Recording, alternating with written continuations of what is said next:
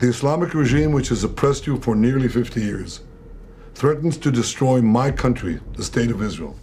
2017, the declaration of Jerusalem as the capital was a miracle, and there's no reason why the miracle of the reestablishment of the temple on the Temple Mount is not possible. The president authorized a precision operation to neutralize the threats to our national interests posed by the Iranian nuclear program and the collective self-defense of our troops and our ally Israel. So we begin with breaking news this hour, and the European bloc known as the E3, which is made up of France, the UK and Germany, have triggered the process to impose all UN sanctions on Iran. They did this using what's called the snapback mechanism of the 2015 Iran nuclear deal. The sanctions will be reimposed after a 30-day period.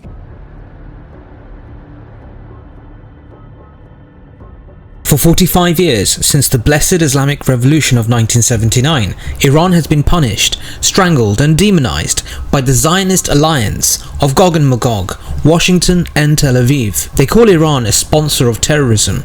They accuse her of seeking nuclear weapons. But what is Iran's true crime? این آقایی که امروز سر کار در آمریکا مسئله رو لو داد، اون هدف حقیقی رو روشن کرد، گفت ما مقابلمون با ایران، با ملت ایران، برای این است که ایران گوش به فرمان آمریکا باشه. Iran's true crime is that she broke free from their system of oppression. She refuses to bow to the Antichrist, the Dajjal's monetary system. She refuses to surrender her sovereignty. Most dangerous of all, she refuses to recognize the illegitimate Zionist occupation of the Holy Land. And so they placed her under siege, blocking her international accounts, banning companies from trading with her, strangling her oil exports, and cutting her from the global financial system. This isn't about nuclear weapons. It's about neutralizing the last obstacle to Israel's regional domination. And we can get these regimes, Libya, Iran, think of Gaddafi or Khomeini being accustomed to the idea that they can do anything they want. Send their killers anywhere, strike at anyone, anytime. Then you may very well find yourself in a world in a few years from now with a Gaddafi or Khomeini with nuclear weapons. The stakes here are enormous. You see, my dear friends, in 2015, Iran agreed to the JCPOA nuclear deal, a temporary truce that allowed some sanctions to be lifted.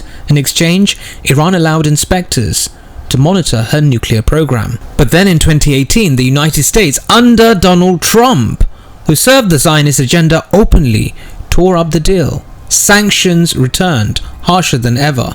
And now, as of 2025, Britain, France and Germany have triggered the so-called snapback mechanism, reimposing the full range of UN sanctions. But what most analysts refuse to discuss, because they are blind to the spiritual reality, is the religious agenda driving Israeli policy. The Zionists dream of rebuilding Solomon's temple, the so-called Third Temple, on the ruins of Masjid al-Aqsa and the Dome of the Rock in Jerusalem. There's no question that certainly the religious right in Israel is deeply committed to building a third temple. But you'd have to blow up the mosque to do it.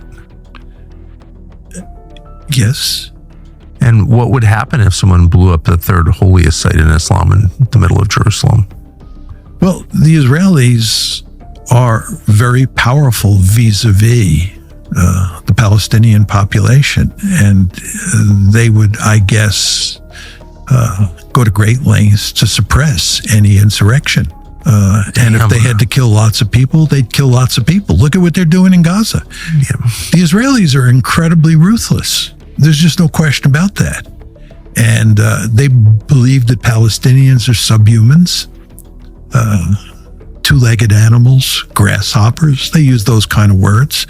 And you take what they've been doing in Gaza, it's easy to imagine them doing horrible things to the Palestinians if they were to rise up over what's happening with regard to the Temple Mount. And in terms of the Jordanians or the Egyptians or the Saudis, are they going to do anything? I doubt it. I mean, they'll make a lot of noise verbally, but in terms of actually doing anything to Israel.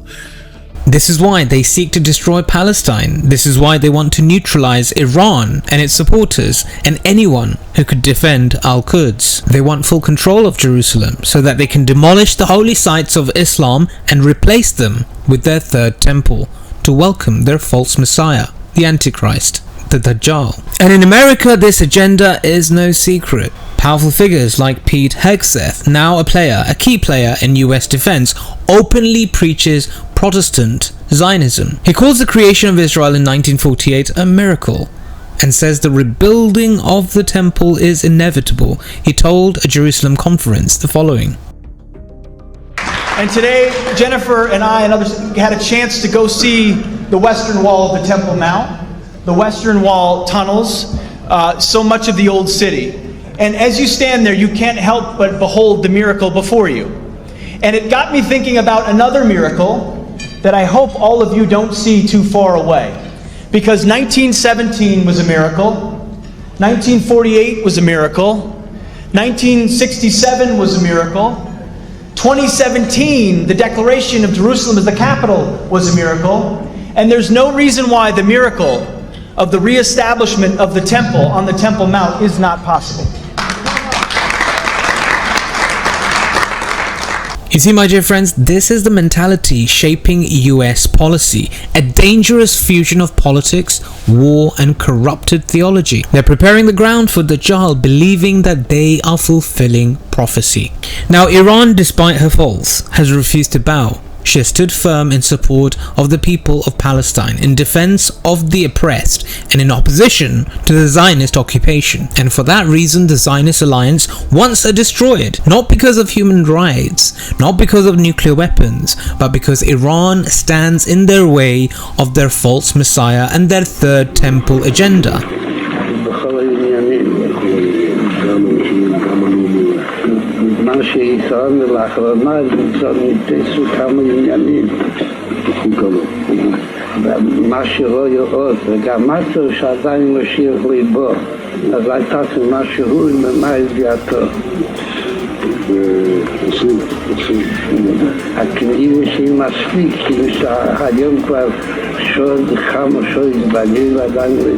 Iran, for all her mistakes, has shown the courage to resist.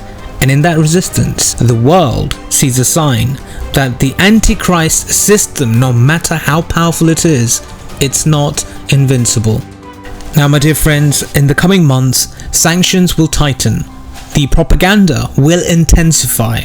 They will paint Iran as the aggressor, the threat to world peace. But the reality is clear to anyone with basira, spiritual insight. This is not about safety. This is not about nuclear energy. This is about the final stage of their plan to control Jerusalem, to demolish Al-Aqsa, and to build their temple for their false messiah. But they forget Allah is the best of planners, and the oppressed will never remain oppressed forever.